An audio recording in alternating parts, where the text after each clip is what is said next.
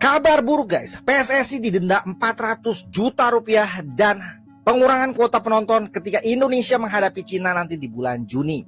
Penyebabnya apa? Hal ini adalah imbas dari diskriminasi dari beberapa oknum penonton di Stadion GBK beberapa waktu lalu ketika Indonesia menjadi tuan rumah ketika menghadapi Bahrain. Dan saat lagu kebangsaan Bahrain berkumandang, ada beberapa oknum yang mencemooh Bahrain.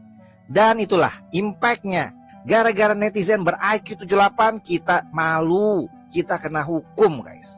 Jadinya kita didenda 400 juta, hampir setengah M, dan pengurangan kuota penonton 15% dari total 77.000 penonton di GBK. Lebih spesifik lagi, 15% itu akan diambil dari nanti penonton yang berada di zona utara dan selatan, di mana tempat Ultras dan La Grande biasa berkumpul. Tapi ada kabar baiknya, kita tetap bisa mendapatkan kuota 100% asalkan kuota 15% ini diisi oleh komunitas anti diskriminasi. Dan nantinya ketika pertandingan membentangkan poster atau spanduk anti diskriminasi. Kita tunggu aja apa respon dari PSSI. Ada aja gebrakannya kalau timnas Indonesia mau main. Waktu kemarin menjelang Bahrain minta di tempat netral, sekarang menjelang lawan Cina kena hukuman karena pas kemarin kandang lawan Bahrain. Penonton dikurangin, kena denda 400 juta. Curiga timnas Indonesia lolos Piala Dunia nih, dijolimin mulu. Allahu. Jumlah penonton dikurangin sebanyak 15%. Kalau dihitung-hitung dari 70.000 supporter, kalau dikurang 15% itu sebanyak 10.500 penonton. Dan katanya lagi itu yang dikurangi di bagian selatan dan di bagian utara. Supporter Indonesia dapat peringkat pertama penonton terbanyak di kualifikasi round 3. Nah ini pasti merugikan sama timnas Indonesia pastinya. Yang paling dirugikan ya pasti supporter. Apalagi kita tahu nih kalau misalnya di Tribun Utara dan Tribun Selatan itu adalah markas daripada supporter yang sangat fanatik, yang selalu bernyanyi hampir 2 jam penuh mereka menyanyi can-can untuk mendukung timnas Indonesia, ya kan, La Grande dan Ultras kan gitu. Tapi ini entah kenapa nih ya, kayaknya mungkin Bahrain cepu ya kan ngelapor ke AFC atau mungkin FIFA ya kan, jadi dianggaplah Indonesia ini nggak sportif dan terakhir dijatuhkan hukuman. Tidak terlalu lebay sih maksudnya, diskriminasi itu di mana gitu kan, dalam artian ya memang yang paling jelas itu yang dikomentari sama orang Bahrain saat itu ya karena menyanyikan lagu kan. Nah tapi apakah FIFA itu tidak menelusuri bagaimana Bahrain memperlakukan tim-tim lain ketika main di Bahrain? Seharusnya kan banyak juga nih harusnya yang diterima denda oleh Bahrain, karena kalau kita lihat banyak sekali kejadian-kejadian yang menjanggal ketika tim-tim tamu bermain di kandang Bahrain. Sama halnya juga kayak lawan Jepang kemarin, waktu mereka udah dibantai 5-0. Masalah waktu Jepang nyanyi lagu National Anthem juga orang Bahrain juga sedang memberikan cemohan-cemohan gitu, kayak macam nggak mensupport lah atau nggak fair lah gitu kan.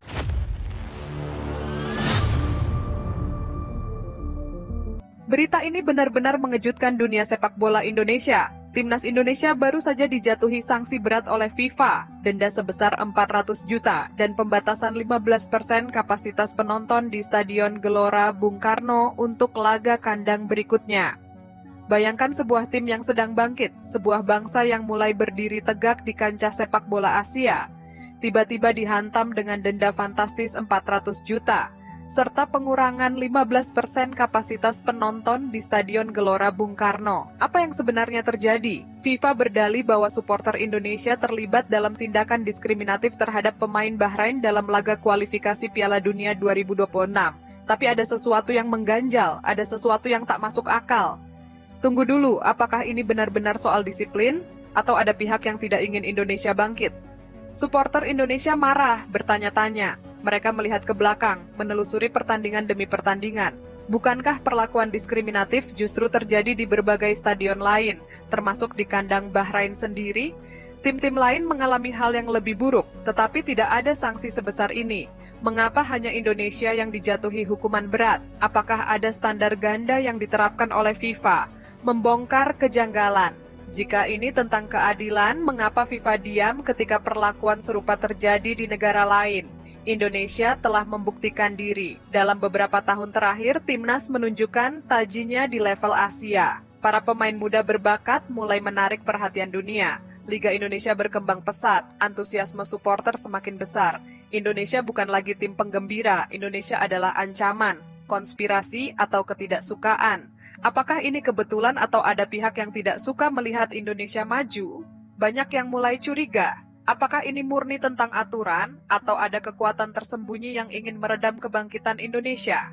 Mungkinkah ada yang iri melihat bagaimana Indonesia mulai bersaing dengan raksasa Asia? Atau mungkin ada pihak yang melihat Indonesia sebagai ancaman baru dan ingin menjatuhkannya sebelum terlalu kuat? Suara para supporter. Ribuan supporter mulai bersuara. Mereka menuntut kejelasan dan keadilan.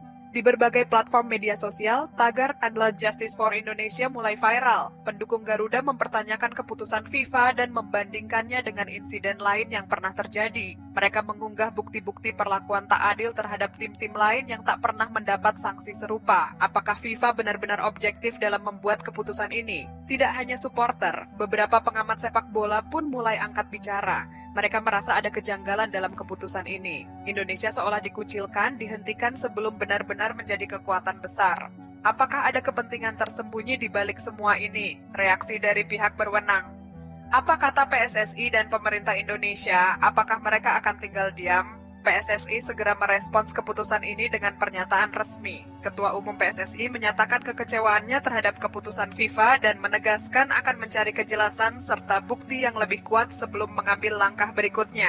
Pemerintah Indonesia pun tak tinggal diam. Menteri Pemuda dan Olahraga telah bertemu dengan pihak terkait untuk membahas dampak sanksi ini terhadap perkembangan sepak bola nasional.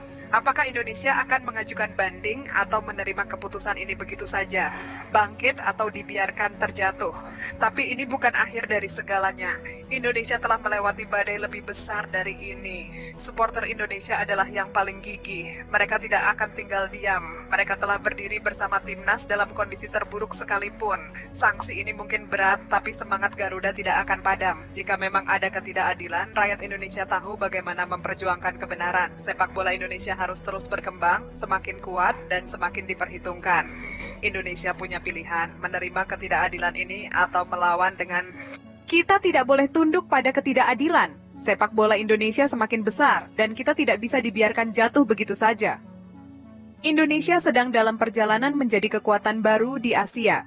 Jika ada pihak yang merasa terancam, itu hanya membuktikan satu hal. Indonesia sudah diperhitungkan. Tetaplah bersuara, tetaplah mendukung timnas, dan tetaplah percaya bahwa masa depan sepak bola Indonesia ada di tangan kita semua. Narasi ini bisa diperkuat dengan visual dramatis, cuplikan momen-momen timnas, ekspresi kecewa supporter, serta pernyataan dari para pengamat sepak bola. Penggunaan musik latar yang membangun ketegangan juga bisa membuat penonton semakin larut dalam cerita.